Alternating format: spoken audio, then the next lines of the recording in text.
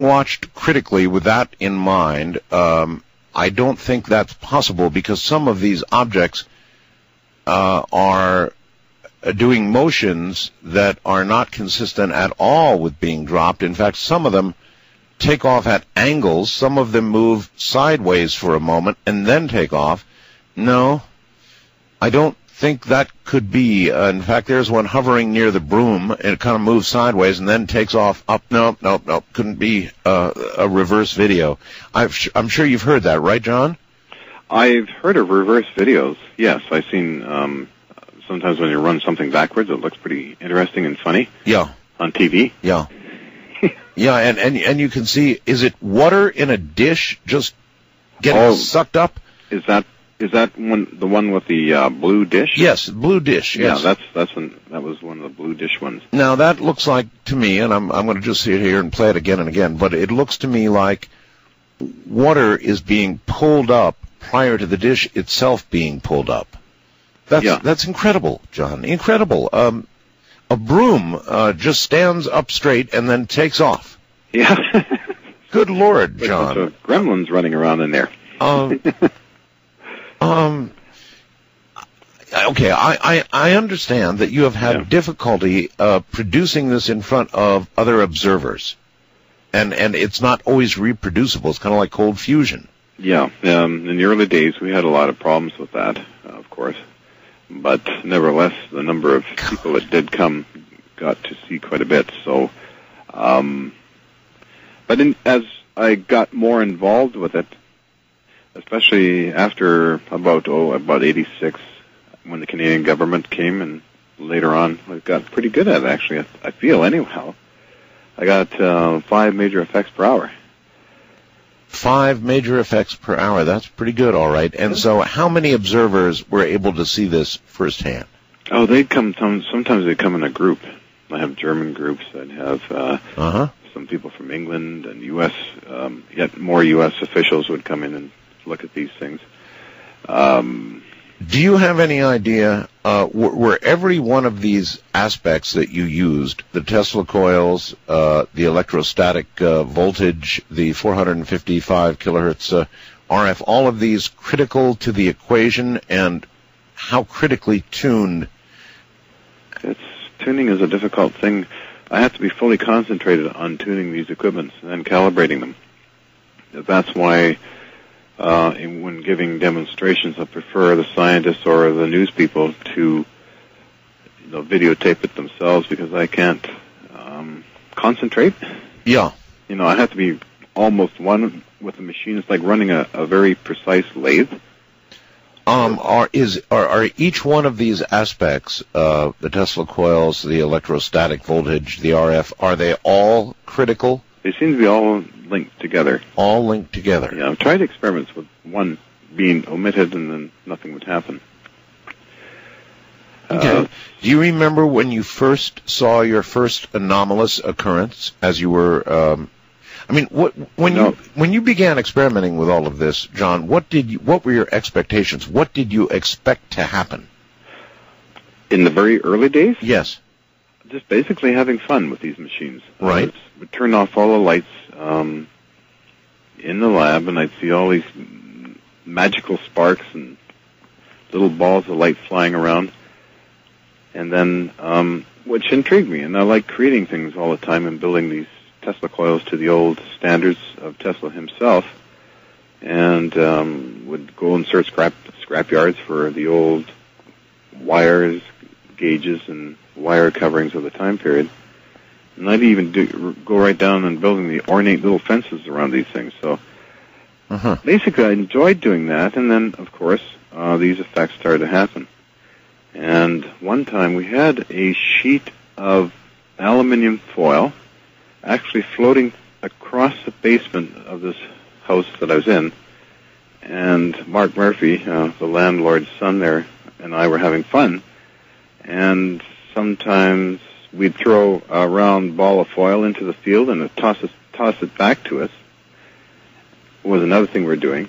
But when this sheet was floating 6 feet off the ground, my landlady, Mrs. Murphy, came down and said, "What are you guys doing?" A sheet sheet of aluminum foil. Oh, yes, huh? It must have been about 2.5 feet long, maybe by a foot or so wide. It was just floating there. And your landlady came in?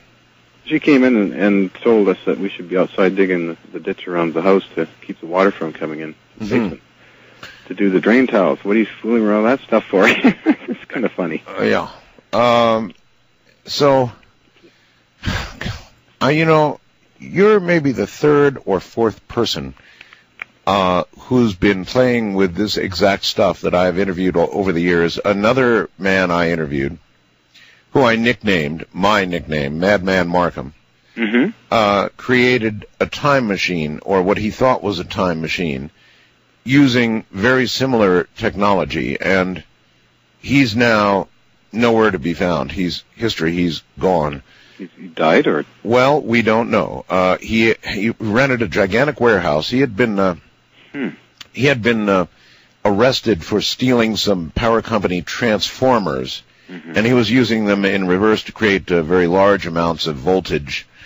And then he was using that to fire some gigantic electromagnets, and was creating a field. And you know, he noticed with a small scale model that he put a little screw, I believe it was, through the field, and the screw literally disappeared. And so then he wanted to make a large model. Okay. And he was determined to walk into this field. And we've never heard from him since. Now, did by any chance, Art, he ever experiment with money, like shrinking money? Shrinking money? Yeah, I've seen this actually. You're not referring to the stock market, right? No, no, not the stock market. But you mean physically shrinking money? Physically shrinking money to 1/3 its size. And I saw this at the Denver conference in 1994 when I was with Brian O'Leary and the whole crew there, Hal Pudoff, when we were giving our lecture. Brian O'Leary, yes. Yeah. Let me ask you this, John. Did you ever do any biological experiments? In other words, did you ever put anything biological into the field? We tried a plant. A plant? Yeah, a plant, and nothing seemed to happen. And interesting. Another time, when Alex Pizarro's wife brought us dinner on a long run, we call them long run, or long burns, just preparing for the next group of visitors, we put our dinners in the field.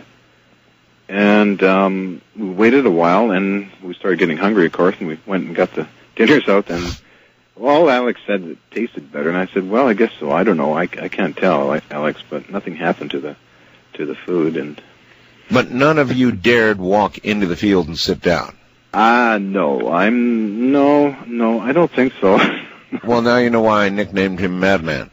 I know that the Canadian news people, they had to get authorization for their television cameras to go in there.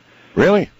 If it destroyed a $75,000 camera. That's a very good point. A very large electromagnetic field could wreak havoc with a very expensive camera, no doubt about it.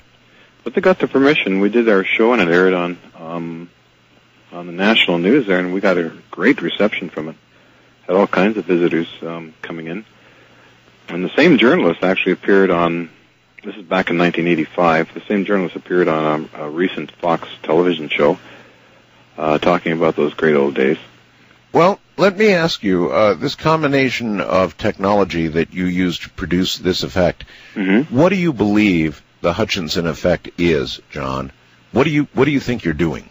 What I think I'm doing? I think I'm basically manipulating, with great familiarity, RF fields, Tesla fields, electrostatic fields, magnetics, focusing them in a geometric fashion, much like certain electronics. If you get VLF electronics, the physics of it is quite different than HF or to super HF structures of these, let's say, transceivers for a better analogy here.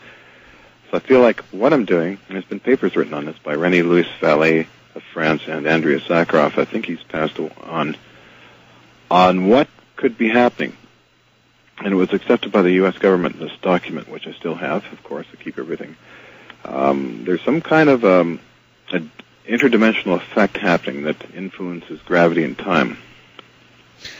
Now,